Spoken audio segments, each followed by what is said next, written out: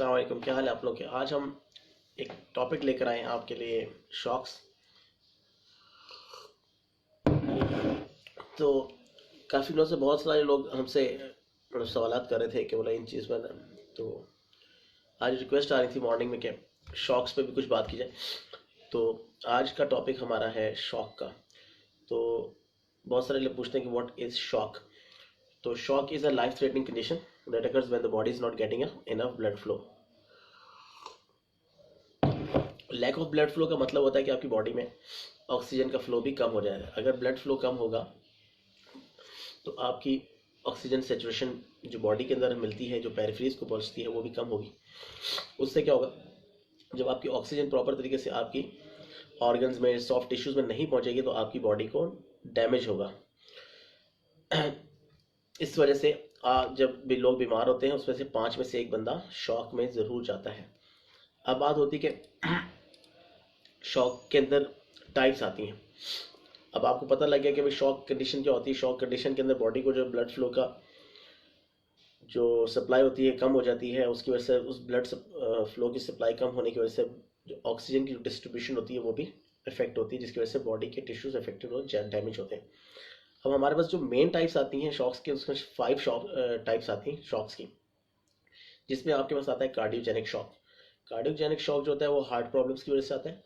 फिर आपके पास आता है हाइपोवॉल्यूमिक शॉक।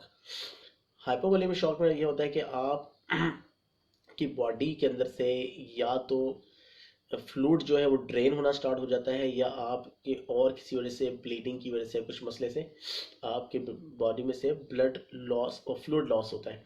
तो वो होता है हाइपोवॉल्यूमिक शॉक। फिर एक आता है आपका एनाफ्लेटिक शॉक। एनाफ्लेटिक शॉक जो है किसी भी एलर्जिक रिएक्शन की वजह से हो सकता है। आप बास टाइम आपको पता होता है कि आपको किस मेडिकेशन, किस फूड से एलर्जी है। बास टाइम अननोन होते हैं उस चीज़ से, और हम कोई मेडिकेशन या कोई चीज़ खाते जिसकी वजह से हम शॉक में जाते हैं। तो उसको किसी भी एलर्जिक रिएक्शन को जो बहुत सीरियस और सीवियर हो जाए उसको हम एनाफ्लेक्टिक शॉक कहते हैं। फिर आपके पास आता है कि न्यूरोजेनिक शॉक। न्यूरोजेनिक शॉक के अंदर आपके पास नर्वस सिस्टम का डैमेज होता है। तो हम पहले, सबसे पहले जो है कार्डियोजेनिक शॉक की बात करते हैं।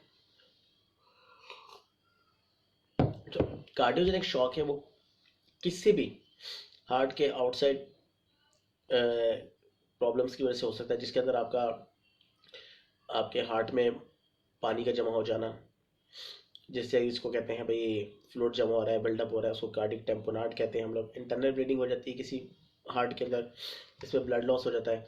कोई पल्मोनरी एम्बोलिज्म हो जाता है, कोई वेनस थ्रोम्बोज हो जाते हैं, ट्रॉमा हो सकता है, और कोई भी चेस्ट की इंजरी जिसके अंदर से आप ब्लड लॉस तथा हार्ट को नुकसान हो, उसको हम कहते हैं कार्डियोजेनिक शॉक। अब कार्डियोजेनिक शॉक की ट्रीटमेंट क्या है। कार्डियोजेनिक शॉक के अंदर भी आपका ब्लड लॉस हो रहा है, फ्लूइड लॉस हो रहा है, तो उसके अंदर आप प्लाज्मा और आईवी के थ्रू उसकी मेडिकेशंस देते हैं, और आइनोट्रोपिक सपोर्ट्स वगैरह पे लेते हैं, और हार्ट के फंक्शन को देने, मतलब थोड़ा स्पीड अप करने के लिए, इम्प्रूव करने के लिए मेडिकेशंस देते हैं, जिसमें आपको नॉरएपिनेफ्रिन की ज़रूरत पड़ती है, डोपामीन की ज़रूरत है, और ये चीज़ें देते हैं। अच्छा, how is cardiogenic shock diagnosed. अच्छा, cardiac shock usually low blood pressures होंगे आपके पास, और आपके पास कैथेटराइजेशन होगी, और जब ब्लड लॉस होगा और कार्डियोजेनिक शॉक आ जाएगा तो हो सकता है कि आप लोग ईसीजी कराते हैं, इस तरह के मामला देखते हैं, कार्डिक आउटपुट वगैरह देखते हैं, हार्ट का आउटपुट देखते हैं, हो जाता है।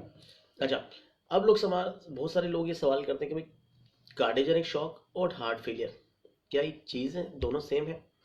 तो आपको बता दूं कि कार्डियोजेनिक शॉक ज़रूरी नहीं है कि वो हार्ट फेलियर की पिक्चर्स भी दे। अच्छा, patient with severe heart failure में go in and out of cardiogenic shock depending on their management. जो कार्डियोजेनिक शॉक होती है वो आपकी हार्ट फेलियर की बिल्कुल जो सिवियर फॉर्म होती है उसको कहते हैं। अच्छा, अब classic science of cardiogenic shock क्या हो सकते हैं, जिसके अंदर आपका रैपिड ब्रीथिंग हो सकती है, सिवियर शॉर्टनेस ऑफ ब्रेथ हो सकता है, रैपिड हार्ट बीट हो सकती है, जिसको आप टैकीकार्डिया भी कहते हैं।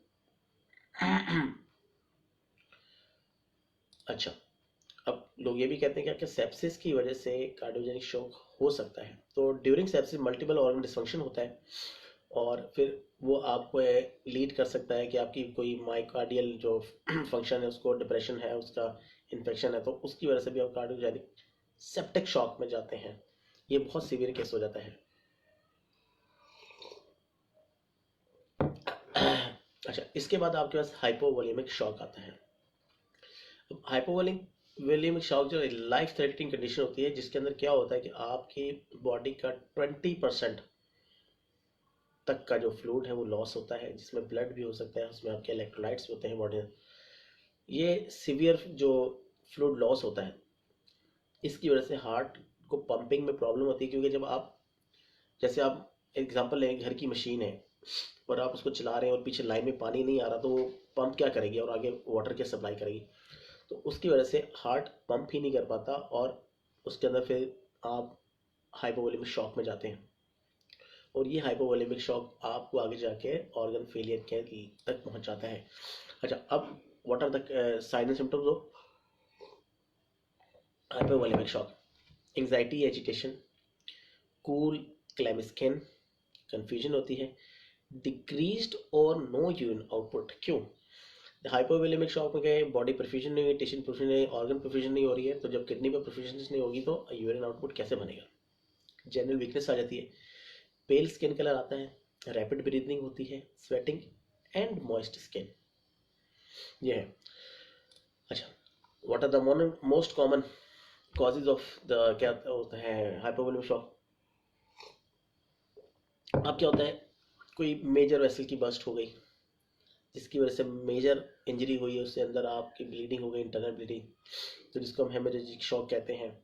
अच्छा, कोई डायरिया, बहुत सीवियर डायरिया लग जाता है, उसके अंदर आप हाइपोवोलेमिक शॉक में जा सकते हैं। तो ये होता है। अब ये सब चीज़ें हैं हाइपोवोलेमिक शॉक में। अब ट्रीटमेंट क्या है इसकी? अब डायग्नोज हो गया, आपने देख लिया कि भाई ये क्या है, इकोकार्डियोग्राम या सीटी स्कैन कराया है आपने, साथ में उसके इलेक्ट्रोग्राम्स कराए, एंडोस्कोपी वगैरह कराई, तो आपको पता लगा जी हाइपोवोलेमिक शॉक है। तो आप उसको फ्लूइड रिप्लेसमेंट देते हैं, फ्लूइड रिप्लेसमेंट पिलाते हैं, साथ में साथ आपको फिर वेजोप्रेशन देने पड़ता है, आइनोट्रॉप्स की ट्रीटमेंट लेनी पड़ती है। और फिर एज पर कंडीशन डिपेंड करता है कि आपको क्या मैनेजमेंट करनी है, क्या ट्रीटमेंट करनी है। थर्ड जो आपका शॉक आता है, दिस इज ए एनाफ्लेटिक शॉक। बहुत रेयर है, लेकिन सीवियर एलर्जिक रिएक्शन होता है इसमें, बहुत सारे लोगों को नहीं होता है, और it can be deadly if you don't treat it right away. क्यों होता है? इंसेक्ट्स बाइट से हो सकता है, कोई एलर्जी टू फूड है, कोई एलर्जी टू मेडिसिन है। अच्छा, अगर ये कभी इस तरह का हो जाता है तो फिर एक शॉट ऑफ एपिनेफ्रिन बहुत ज़रूरी होता है, अगर वो देंगे तो है। अच्छा, क्या होता है जब आप एनाफ्लेटिक शॉक में जाते हैं? एनाफ्लेटिक शॉक में क्या होता है कि आपका इम्यून सिस्टम जो होता है, इम्यून सिस्टम को कुछ केमिकल्स रिलीज करता है जो आपको बॉडी के अंदर जाते हैं और उस शॉक के अगेंस्ट फाइट करते हैं। उसके रिस्पॉन्स में आपका ब्लड प्रेशर वगैरह ड्रॉप होता है, एयर में ब्लॉकिंग होती है, रैपिड होते हैं, वीक होता है, स्किन फ्लैश करती है, रैशेज आती हैं, वॉमिटिंग होती है, नोजिया होता है, इस तरह की चीज़ें आपको साइन में। अच्छा, अब साइन एंड सिम्टम्स क्या होते हैं एनाफ्लेटिक के अंदर? कॉफ होता है, आपके पास वीजिंग आती है, पेन होगी, इचिंग होगी, टाइटनेस होगी, चेस्ट के अंदर ना बहुत टाइटनेस फील होती है, फेंटिंग होगी, डिजनेस होगी, कंफ्यूजन, वीकनेस होती है, हाइव्स होंगी, रैश होगा, इची और स्वॉलन होगा, रेड स्किन हो जाएगी, जिसको मतलब बहुत बॉडी पे छोटे छोटे से दाने टाइप के निकल आएंगे, उसके शॉर्टनेस ऑफ ब्रेथ कंपनी करेगी, कभी हार्ट रेट भी बढ़ेगा, कभी कम होगा। ये सारी चीज़ें एनाफ्लेटिक शॉक में होंगी। अब ट्रीट कैसे करना है आपने एनाफ्लेटिक शॉक का? एनाफ्लेटिक शॉक में एपिनेफ्रिन का बहुत अच्छा रोल है, ऑक्सीजन का बहुत अच्छा रोल है, क्योंकि एनाफ्लेटिक शॉक के अंदर जा रहे हैं, आपकी हार्ट बीट कम हो रही है, रैपिड हो रही है, एसओपी हो रहा है, तो आपको ऑक्सीजन देनी है। इंट्रावेनस एंटीहिस्टामिन्स, कॉर्टिकोस्टेरॉइड्स और देते हैं जो कि आपकी इन्फ्लेमेशन वगैरह को रिड्यूस करते हैं, और साथ में एल्बिट्रॉल देना पड़ता है जो आपकी ब्रीदिंग को हेल्प आउट करता है। तो ये हो गया आपका एनाफिलेक्टिक शॉक। उसके बाद आपके पास आता है septic shock. Septic shock is a severe and potentially fatal condition that occurs when sepsis leads to life-threatening low blood pressure.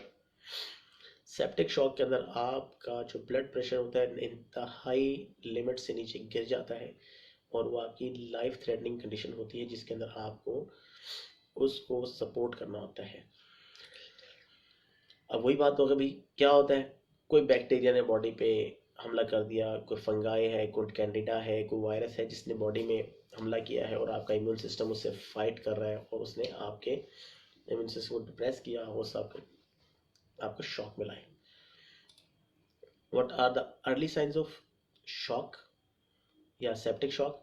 तो जो फीवर्स हैं, चिल्स हैं, वेरी लो बॉडी टेम्परेचर है, यूरिन आउटपुट रिड्यूस हो जाएगा, रैपिड पल्स बढ़ जाएगी, rapid breathing होगी, नोजिया होगी, वॉमिट होगी, डायरिया होगी।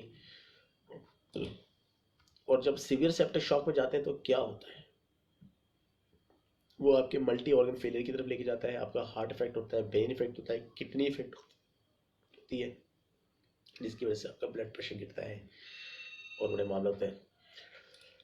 हाँ, सेप्टिक शॉक आपको किल कर सकता है। तो इसके अंदर भी आपके आइनोट्रॉप्स, वेजोट्रॉप्स का बहुत रोल होता है, साथ में फ्लूइड मैनेजमेंट होती है, फीवर अकम्पनी करता है, एंटीबायोटिक्स का रोल है और साथ में एंटीबायोटिक्स का रोल है। फिर आपके आता है न्यूरोजेनिक शॉक। न्यूरोजेनिक ये डिस्ट्रीब्यूटेड टाइप ऑफ शॉक होता है resulting in low blood pressure. अब सब शॉक्स में देखें आपका ब्लड प्रेशर कम हो रहा है, हार्ट रेट बढ़ रहा है, तो इसके अंदर भी यही होता है, लो ब्लड प्रेशर होगा occasionally with a slowed heart rate बढ़ा होगा लेकिन ओकेजनली हार्ट रेट कम होगा।